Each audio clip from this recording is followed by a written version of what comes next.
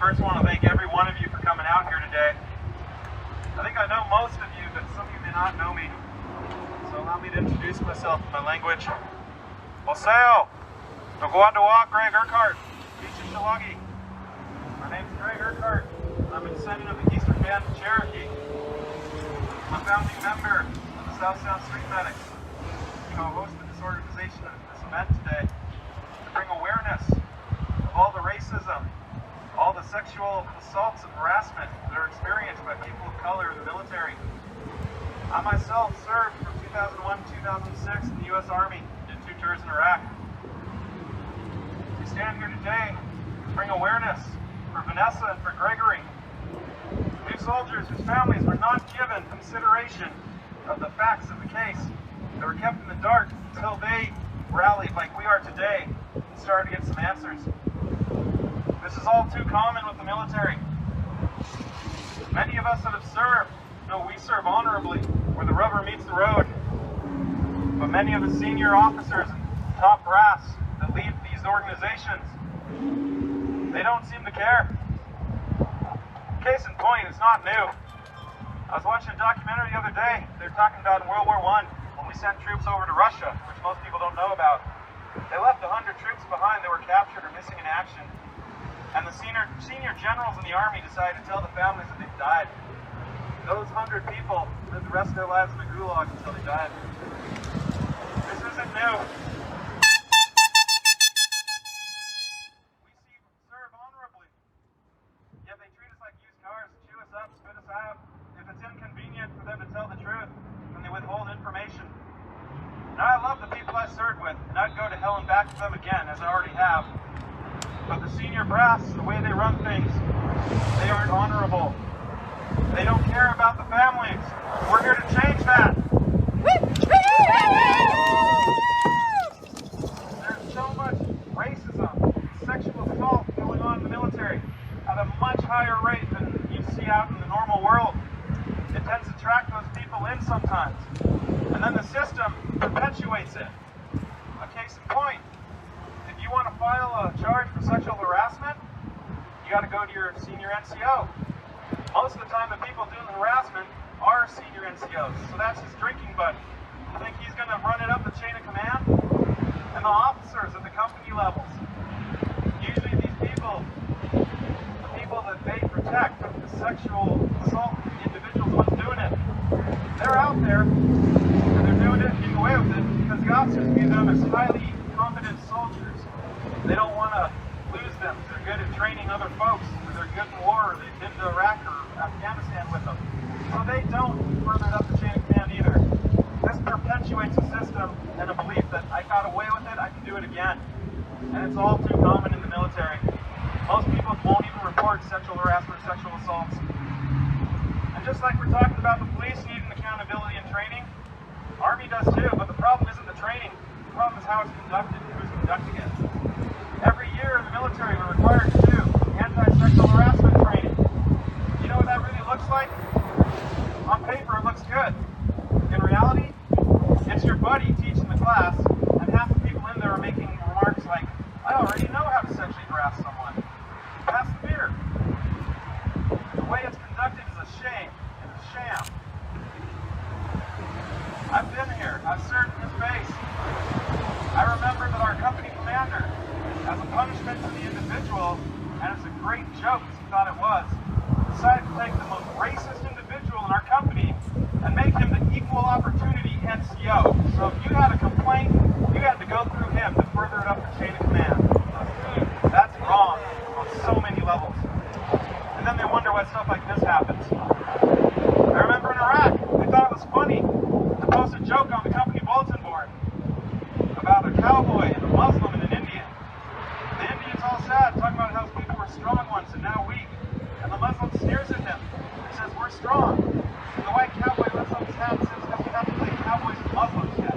They thought this was funny and worthy to be put on the official company bulletin board. Our people serve with distinction. Native Americans, both north and south of this fictitious border, serve at a higher rate per capita than any other ethnic group.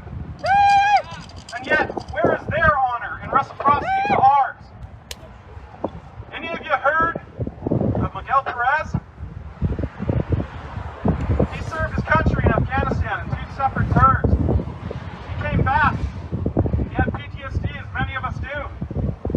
And like many of us, he slipped into drug use. His family came across legally years ago, and all of them had applied for citizenship, but he hadn't, because he felt that his military service was going to automatically grant that. And many people have that belief here, but it's not always the case. They arrested him on a drug charge, put him in jail, then sent him to Mexico, a place that he had never known. The last time the news talked to him, he said he was terrified that the cartel would force him into their services because of his combat experience, or kill him if he refused. Is that how we honor all of our soldiers that fight so bravely and honorably? No! This is a crime. The senior brass should be locked up for treating people like this. This system is corrupt.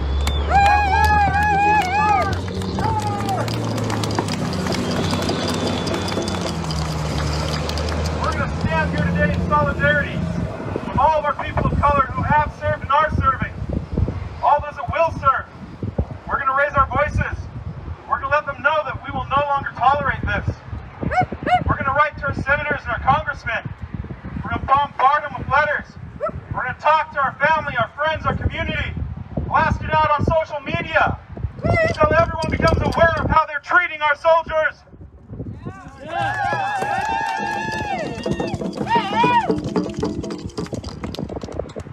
This time, I'd like to invite up a dear sister of mine.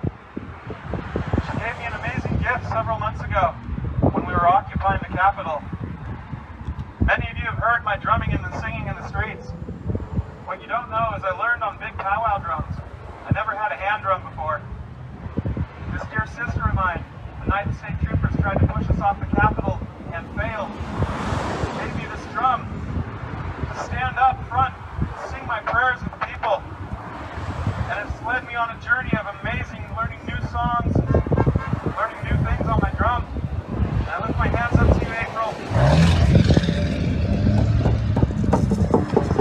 The gift you gave me that day has allowed me to spread medicine to so many people. And at this time, I would like to invite my dear sister up. Let her introduce herself the way she chooses, to say a few good words.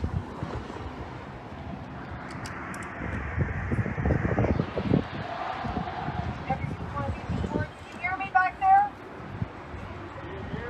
Yeah. My name is April Rochelle Adams. I served in 1990 with the South of the United States Army. My given name is Little Red Feather. I'm going to give you my current name today. I've never given it in such a public area, but I think it's very important. And it's also, I'm a Western Cherokee. It's a sloggy of Unali'i Waiaha, given to me by my brother and sister, who was also Oklahoma. It means Brother Coyote or Coyote's Blend. Coyote Odi Kine was a raven was given by the great sun to help create the animals upon the land that saved lives. One day when Raven was walking around, he was around with my coyote, and asked him what he's doing here. He's like, because he's barking. I don't just love to speak, he's just arrested. I get very nervous, but I know that the spirit also teaches us that we have a lot to say. My time in the military was hard. I'm small as you see. They picked on me pretty good with that. Also, a female got picked on pretty good with that. The day came when they were talking about, the Native American culture during certain months. You used to get a lot. But I would bring my stuff out and I would talk about my family. On my grandma's side, there's also a child. There's a lot of Oklahoma. And their parents, my great-grandparents, started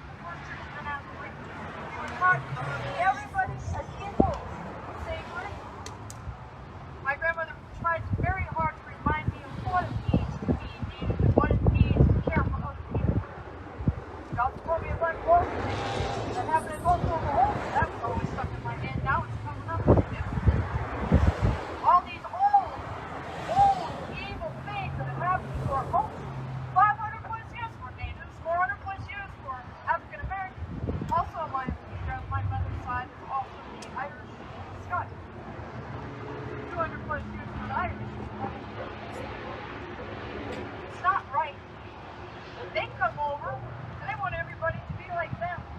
What is that? Go back in time. Even go back to the Civil War when this all began as far as life now.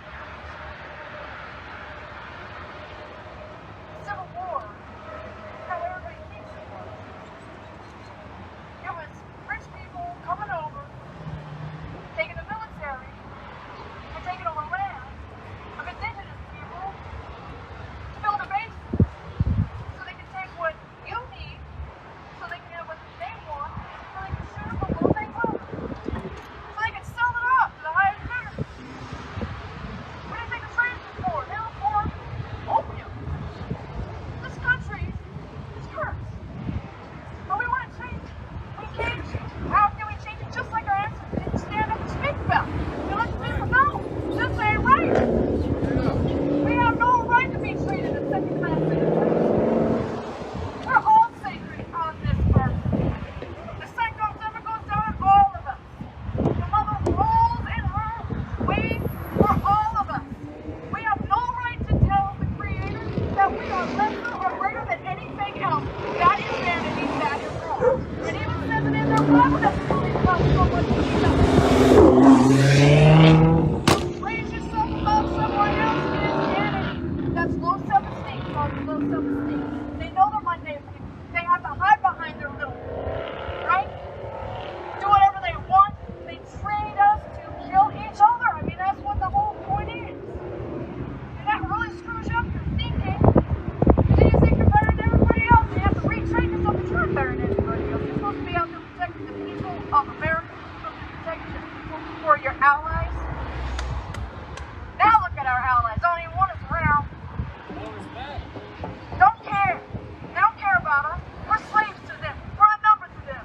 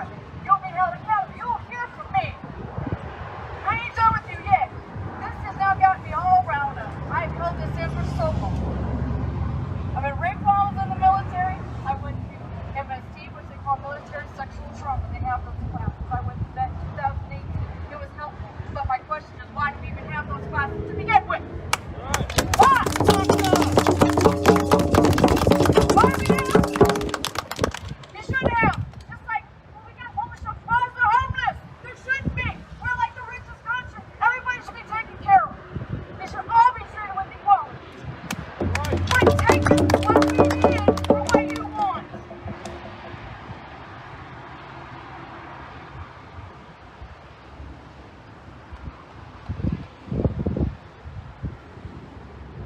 Joshua, thank you so much for this beautiful day. I didn't get a chance to do Sundance, but this was a Sundance for me. Let me tell you. Broke my heart to read about this. It was absolutely tough. It's not easy to get in front of people and tell you their heart, but I'm glad that I have a very sacred group of people I can tell my heart to. I'll always talk to all my kids.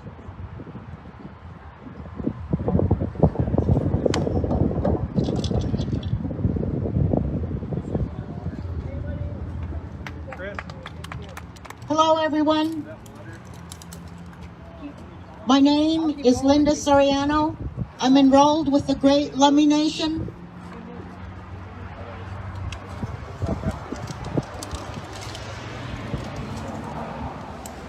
I'm blessed to be able to be here at my age. I am 67 years old. I'm a great-grandmother. What's been happening in the military? The sexual assault upon the people. And I believe it's not only the females, but it's the men also that have been sexually harassed in some manner. So because we're here today for these two individuals, I feel in my heart that there are thousands more throughout the United States. I want to share with you that I have been doing street outreach since 1990 by myself as an individual. Now I do my jail ministry. I do end of life in the hospitals. A lot of spiritual sharing. It's important that we respect each other, no matter if our beliefs are different, no matter what color our skin is. My biological grandfather immigrated from England. I don't have the pale skin like some of you here do. I have a set of 6 cousins that just look as white as you, but they are also enrolled Lummi like me. To me, it's rare to find a full-blood Native American, a full-blooded Latino, or a full-blood African American. We need to accept and respect each other. So I'd like to share with you how I feel about having allies. Each ally is very important and must be respected. Some of you out there with really pale, very pale skin, I respect you and thank you so much from my heart for being here. Your presence and your voice is important.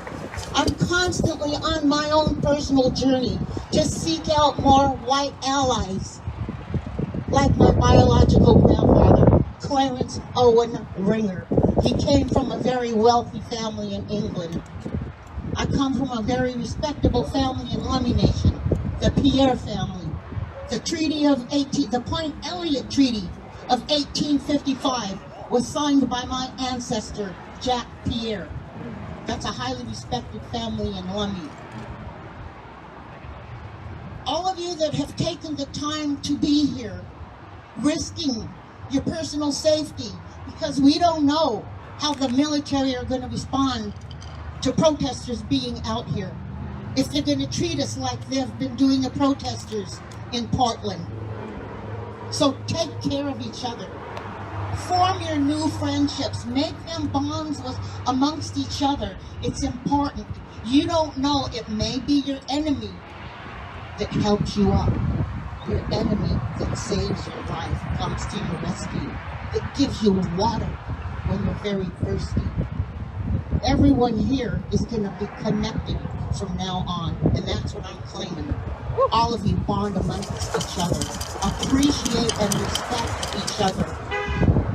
Thank you.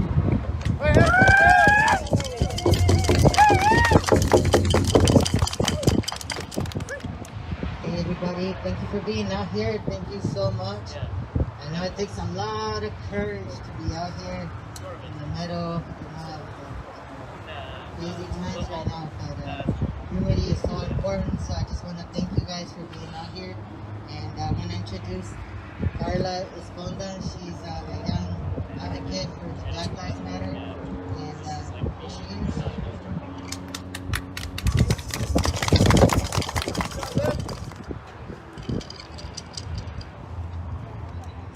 Hi, my name is Carla. Okay. So,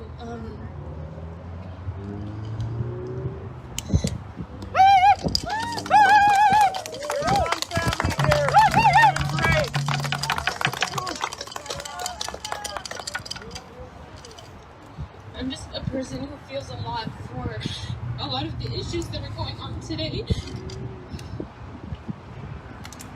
And what we're here for today, all this. A few days ago, I got a text from my uncle asking me if I would speak today, and he asked me to base my speech on what I would say to the Hispanic youth of today.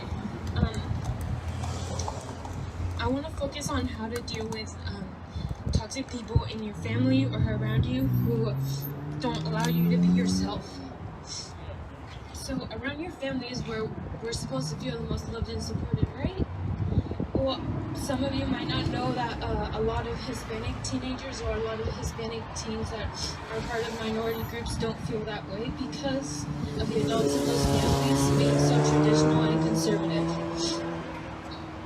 And they're just stuck in their closed-minded thoughts. So this causes the youth to not feel like they can be themselves. I just want people to know that it's not worth hiding your true self. And take it from me, because I'm somebody who's had to hide myself from my family.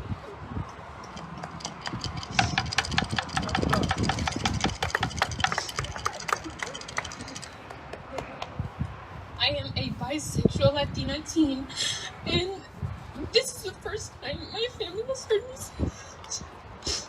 Hey!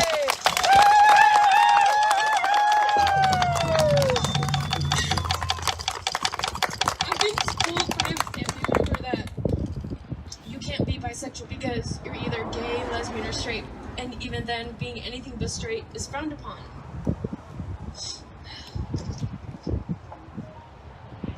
At the time, I just said that, yeah, it was very possible for someone to be bi, but I wasn't ready to say the reason I knew was because I was. And now I have that confidence, even though I'm still a little nervous. But I just want more teens like me to feel confident around their families, and I had to gain that confidence by hearing other people's stories. So I want them to know that they're not alone either. They criticize the fact that you want to protest for issues that don't personally affect you. And you can't go to them for mental health issues because they tell you it's all in your head, and to just cheer up. So instead of letting those things slide any longer, I think the youth of today needs to start correcting their families when they hear racist, misogynistic, homophobic things coming out of their mouths. And the list goes on. I've had to correct people in my family many times for different things, like I've had to tell some of them not to say racial slurs. I've had to explain why protesting is good, why I'm still able to push something even though I'm a girl, and I've had to tell a 6-year-old why it's okay for me to have hair on my legs. You should do this no matter who it is, but especially call out your family when you hear those things coming out, because I know it might make you feel guilty at first because they're your family, but don't make exceptions for anybody. Trust me, it starts to feel less uncomfortable the more you do it. Basically, I want all Latinx teens like me and others to feel comfortable and be themselves around their families. I'm also aware that some families are not willing to change their perspectives and continue to be this conservative and closed-minded. If feeling controlled of your own life means distancing yourself from certain people in your family or even cutting them off completely, you should do it, because you have all the right to do it. I've had to do both. Why have people in your life who are constantly putting you down and not supporting you? I know it seems hard to distance because these families are so traditional and feel like you need to talk to them every day, but that's not the case. It's time we start to make decisions on what's healthiest for us, and don't let them throw that sentence, "but I've done so much for you," in your face. It's nobody else's life but yours, and you need to take control of it. And this way, we will all finally live our lives the way we were truly meant to thrive in it. Thank you.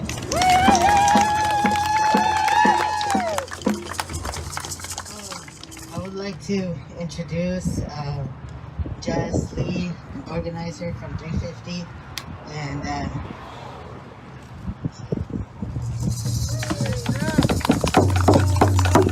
I'm going to speak in Spanish first, just in solidarity with our Latinx community here. Quiero decir de principio que yo sé de dónde son mi gente. Y ellos vinieron aquí en el siglo XVIII de Europa porque allí estaban quemándolos por su religión, quemándolos. Y ellos vinieron aquí, como todos los migrantes hoy, para tener una vida mejor, ¿no? Y hace muchos años, cuando empezaron a construir el muro en el sur, yo decidí ir a vivir en México para entender cómo era la situación ahí. Y ahí estaba como 3 años en los estados de Oaxaca y Chiapas. Y aprendí un montón de comunidad y justicia restaurativa afuera de la caja colonial. Y allí también, como cuando yo fui con la expectación de muchas sorpresas, ¿no? Porque fui a un país muy diferente, con un idioma y religión muy diferente. Pero la sorpresa más grande era cómo agradable era la gente a mí. Dijeron, bienvenido a mi país. Estaban felices a compartir su comida conmigo, su cultura conmigo, sus costumbres, su idioma conmigo. Y aún me duele para cómo se tratan los migrantes aquí en mi propio país cuando vienen acá. No es igual, ¿no? Pero es que pasó, es cuando mi gente vieron de Europa, era tanta presión para estar no migrante, ¿no? Era tanta presión para estar norteamericano. Entonces se perdieron su idioma, se perdieron sus costumbres, se perdieron su cultura. Y ahora tenemos una cultura cuál es blanco, cuál es vacío, cuál es plástico. Entonces, ¿qué quiero decir a ustedes que son aquí, son los latinos, los migrantes de cualquier país?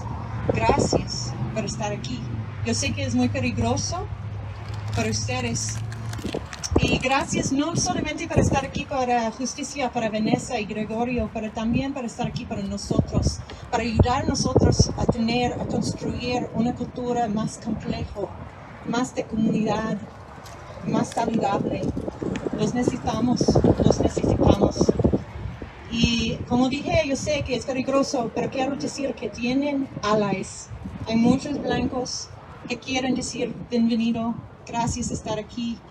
Por favor, si necesitan nuestra ayuda, estamos aquí para ustedes. Y solo gracias. And if I can remember all of that in English, wanted to say, to start out with the fact that I'm a little different than the average American in that I know where my ancestors come from. I've traced them back to the 17th century in Europe, and they fled Europe because they were being burned at the stake for their religion. And so they came here, like most migrants come today, looking for a better life and for freedom from tyranny and oppression. But what happened is when they come here to the United States, what happens when they come to the United States, there was so much pressure to be what is called a North American, right? That they lost their language, they lost their culture, they lost their customs. And so today we have a culture that is white. It's empty, it's plastic, because we have lost our ancestors' cultures and our language. And so years ago, when they first started building the wall down south, I decided that I wanted to go live in Mexico to understand what the situation was like really down there on the grounds. I ended up living for 3 years in the states of Oaxaca and Chiapas, and I learned so much about community and restorative justice outside of the little box that I could go on for hours. But when I went, I was expecting a lot of surprises. I was in a foreign country with a foreign language and a foreign religion. But my biggest surprise was how welcoming the people were to me. Complete strangers took me into their house. They fed me. They shared their culture with me. They shared their customs. They shared their language with me. All the Spanish I speak today, I learned from people who had the patience to talk with me. And I hurt. I hurt then and I hurt now to know how different it is for migrants that come here to this country, for immigrants that come into my land, and how you're treated. And so I just want to say, like, to those that have come on that long journey, thank you for being here. Not just for coming and standing up for justice for Vanessa and Gregory, and for all of the immigrants who are in our military and deserve equal rights, but thank you for being here for myself and for my white brethren. And thank you for sharing your culture with me and sharing your language with me. And I just want to say, don't ever be ashamed, be proud of where you come from. And thank you for sharing that with us, because you are helping us to build a culture that is more complete, that is more community oriented, and is way healthier.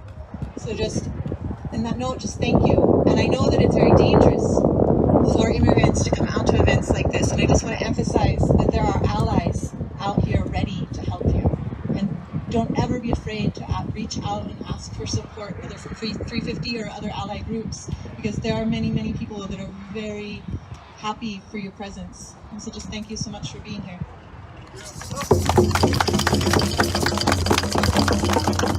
I see him on many hutchkins to everyone who's here in spirit and who's here physically. In our culture, the witnesses are as important as the participants. Without them, no one knows what happened. I just wanted to come show solidarity. I didn't think it was my place. We have murdered indigenous women on both sides of the border. And the whites and the society thinks less of us, so they don't look for us. They don't care if we go missing. Most times it's not even important. Oh, it was a drunken idiot. It was a this and that. And they separate us when our southern brothers are separated by fake border created to keep us separate from them, to not realize we're the same people with just different cultures. And I just wanted to come show support for everyone here, and thank you.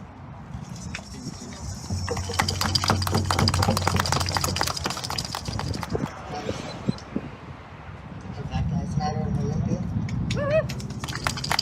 Not a leader, just like a guy who organizes stuff.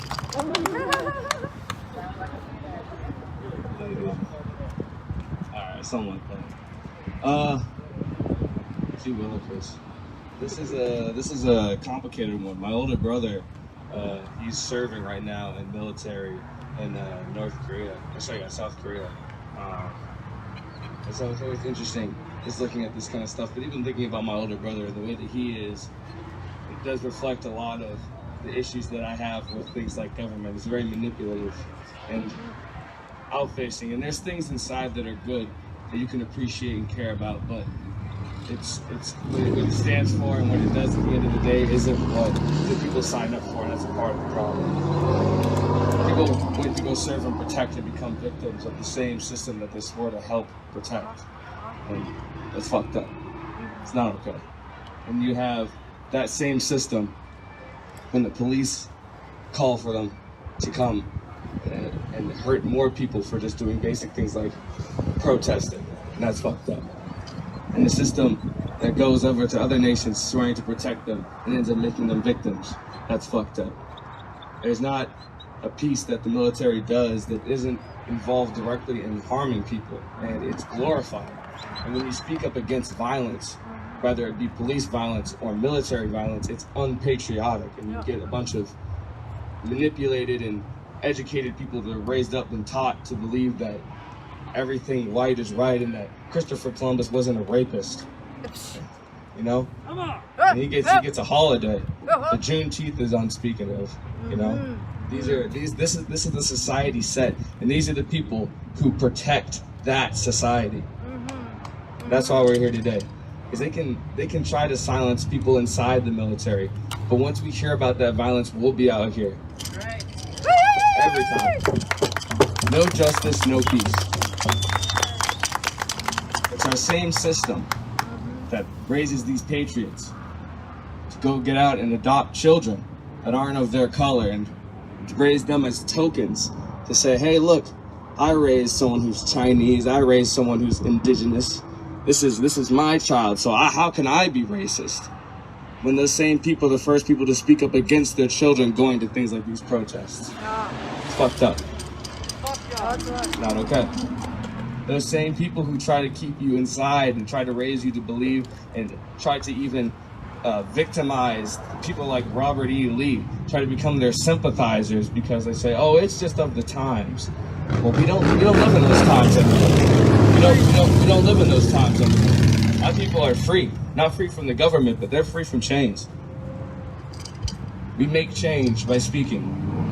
You're powerful, you're powerful, you're powerful. Everyone here is powerful for being here.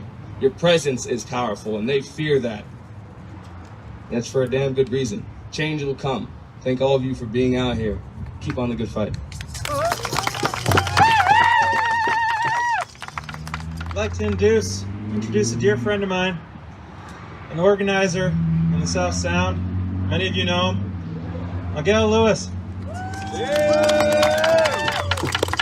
Well, thanks everybody, and thank you, Simeon. Those were really powerful words. I felt like you were speaking more to my experience when you were talking about a specific aspect. When he mentioned the idea of like certain military members adopting a foreign kid and having that count as being an anti-racist, that's my story. I came here to this country when I was 7 illegally, and we entered the foster care system, and I was adopted by a white military family, also Mormon. So that was hard, because I remember growing up, and I remember like how much my parents cared about America, how much my parents were ultra patriotic because of the military service. And as a part of that, I remember in my first year, you know, I didn't speak any English when I came to this country, and within the first few months of learning English, all my Spanish was gone. It took me a while to examine, like in therapy and things like that, why that happened. And when I realized that it was that my parents shamed me when I spoke Spanish or spoke with an accent or anything, and really took away a lot of my roots. So, yeah. So as a part of that, you know, and I grew up with a father who was in the military. He served 2 tours in Iraq. And I can see how the military can take people that have good hearts, that really just want to do good, and misconstrue what their intentions are to make them go out and fight for an American imperialist system. But then I also see from the parents that I've separated from how the military can also make a person hard and make them unaccepting, unforgiving. So yeah, and that's my past. I've been grateful to be out here every day with people like Greg and people who really show pride in their roots and who they are. It really inspires me and makes me want to tie into that. I did a genealogy test a year ago, and I found out I'm 47% Zacateca native and 40% Spaniard, and then a bunch of mixes of different things. So, you know, my thought on that is, first of all, the fact that I have North African in me just shows the Spaniards raped their slaves, you know, as they did. But also, like, I recognize that the past of people like me, of Mexica and Mestizos, for us, it's a harsh history, because we recognize that where we came from was a rape and an abuse, and our lands are nothing more than the colonists inserting themselves into every aspect of our lives. So I find it important to tie to indigenous roots and to recognize that within you there can be the colonizer and the colonized, but it is your job to balance the two and to really focus on undoing that colonization of the mind. Yeah. So thank you very much. Speaker, Brother Paul, from Protectors of the Sadducee.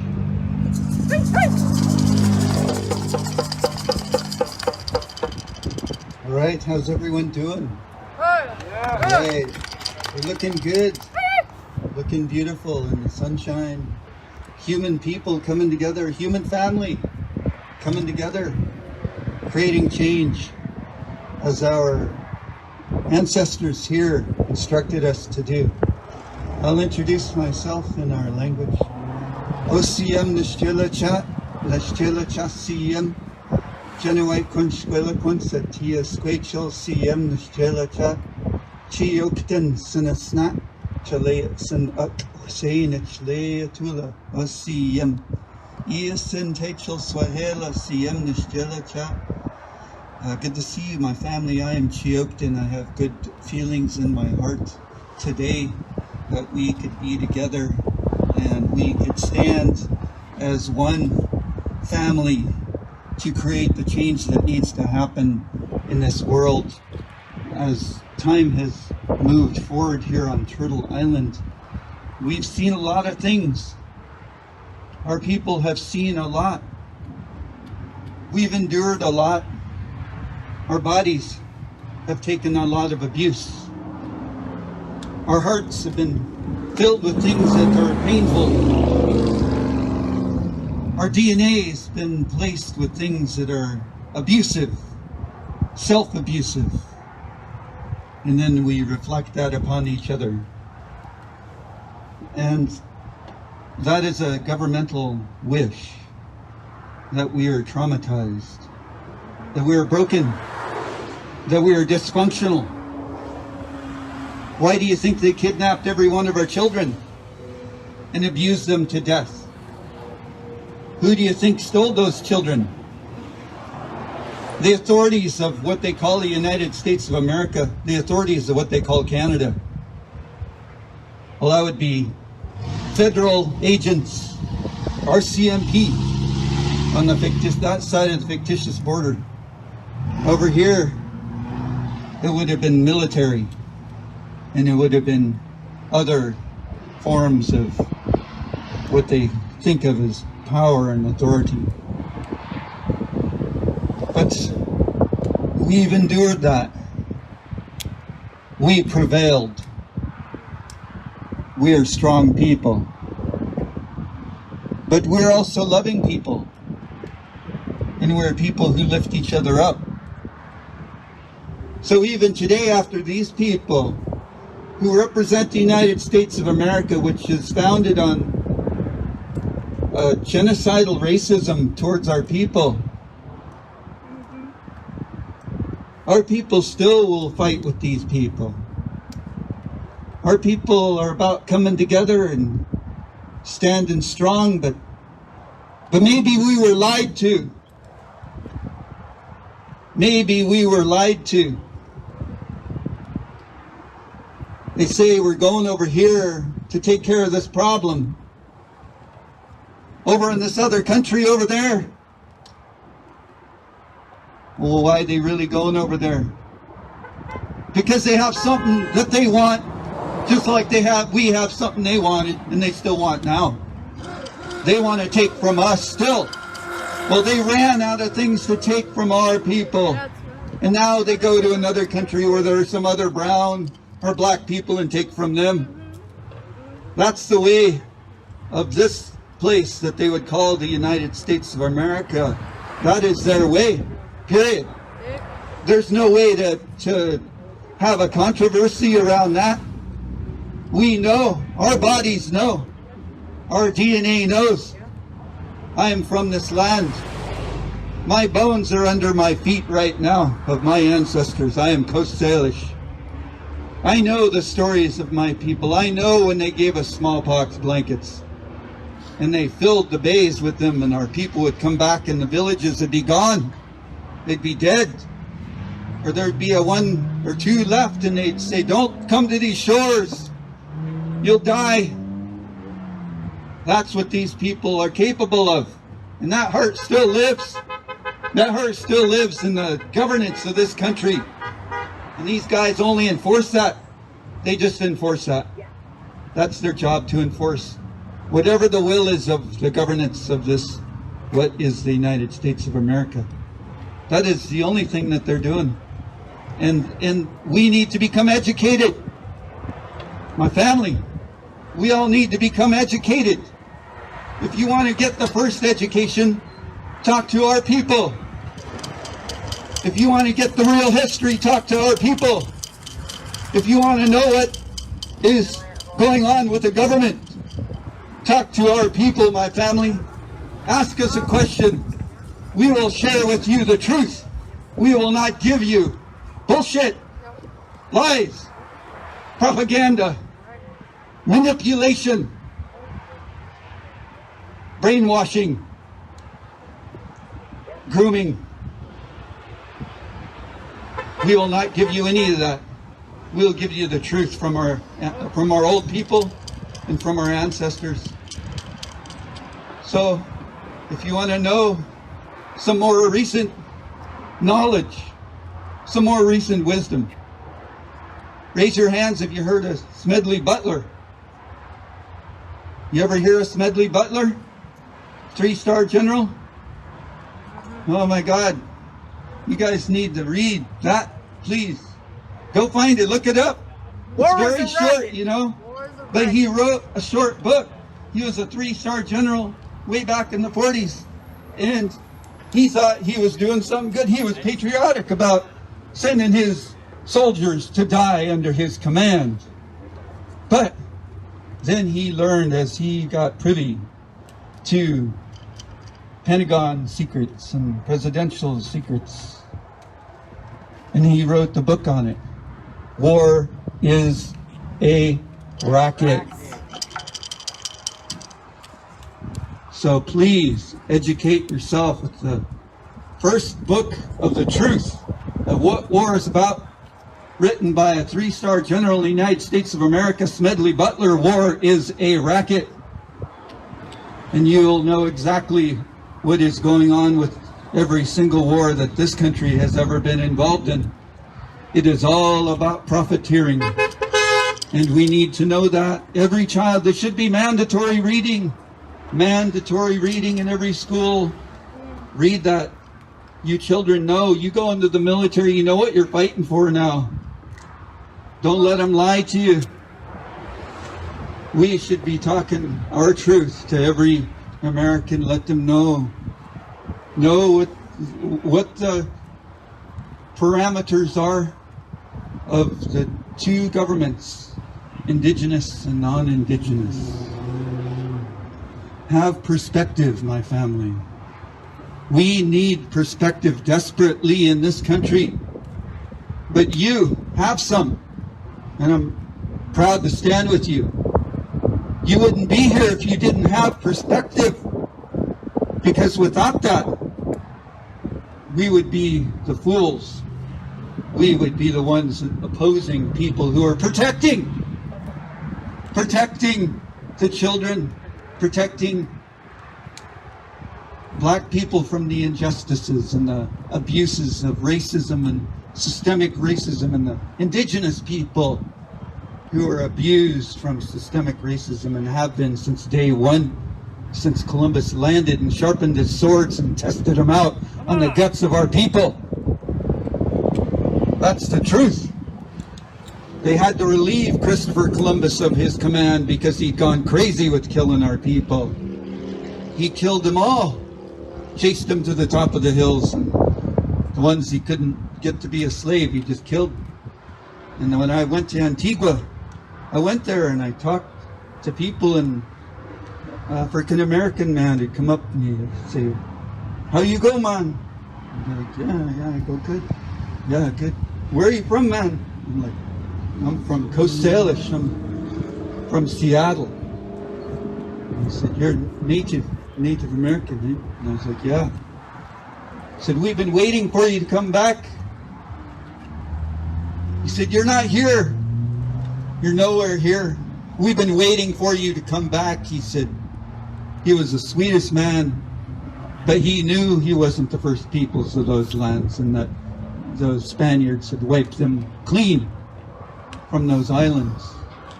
So, you know, we are brothers and sisters, all of us, and the people from the other side of that fictitious border to the south are our brothers and sisters.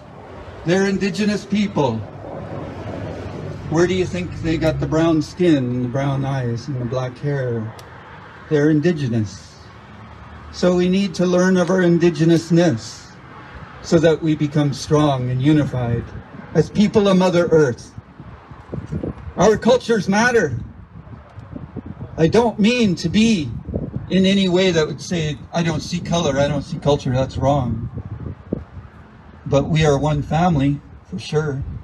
We're a human family, and we're all indigenous to Mother Earth from some place and some time. So the sooner we learn about those things, the sooner you learn from our people, ask us how we walked on Mother Earth. Then you can learn about your indigenousness, and you can rise up and become strong, and we can become unified, and we can prevail over enormous oppressions. So I'm the founder, Protectors of the Salish Sea, and I just wanted to share one last thing before I take off. We're going to walk from the glaciers on Mount Rainier, August 16. You're invited to come along with us and sing in prayer. We're going to collect water on the glacier. We're going to do Slahal, reenactment of the Slahal, the bone game that brought peace to this land of our Coast Salish people. And we made a sacred promise with the Circle of Life that we would not harm any one creation. We're going to rehearse those words and reenact the receiving of the Slahal, gather the water and walk along the Nisqually River with that water till we get to the Salish Sea. And so you're all invited. Some of our family here, we occupied the Olympia State Capitals 3 times so far, set up indigenous structures, telling that government that they can no longer kill us. They can no longer kill us with their injustice, with their abuse, with their recklessness and disregard for respect for life. So we're gonna keep moving forward in that way, and we're thankful that we could be together today. Raise my hands to each and every one of you. Stay strong, take care of each other, check in with each other. Use your phone like a phone and call each other up and hear a human voice. Say, how are you doing? Can I bring you some water? Can I bring you something today? Some smudge, some food, some medicine. Let's come together during these times. Let's come together during these times. OCM. Love each and every one of you. OCM. Omasista. At this time, I'd like to have our speakers come up. You know, we didn't have a budget for this or anything like that. This all came together from many wonderful volunteers. But I wanted to give a humble gift to each of our speakers. What I have is some sage that I've harvested in eastern Washington. And I've tied it up with red string. It's a symbol of the East, a symbol of victory and long life. And although I never know who I'm going to give this to when I make them, each wrap represents a prayer or a good intention towards that individual, whether it's for family to come back into their lives or to reacquaint themselves with an old friend or just to have peace. And so this time, I'd like to give these humble gifts out in gratitude for all of our speakers. I'd like to lift my hands to everyone who came out today and lent their energy and their prayer with us.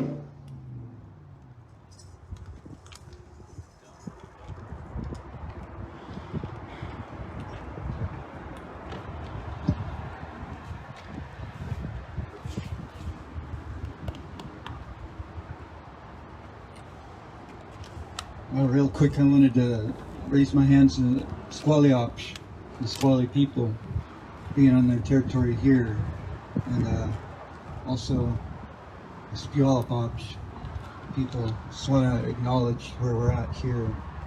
Peoples of our Coast Salish, Osi, Masihan, doing great.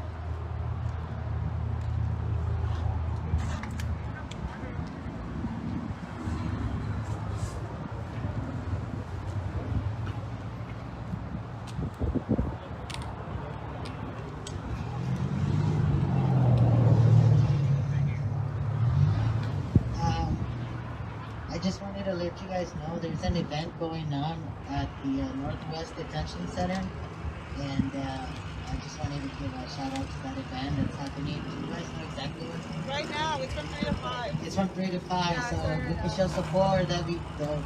But thank you for coming out here and being out at this time. You guys have the energy. Yes, Northwest Detention Center, they need our solidarity. Thank you guys. God bless. We're gonna march back, and thank you for being here. And our sister Sarah and brother CJ is gonna.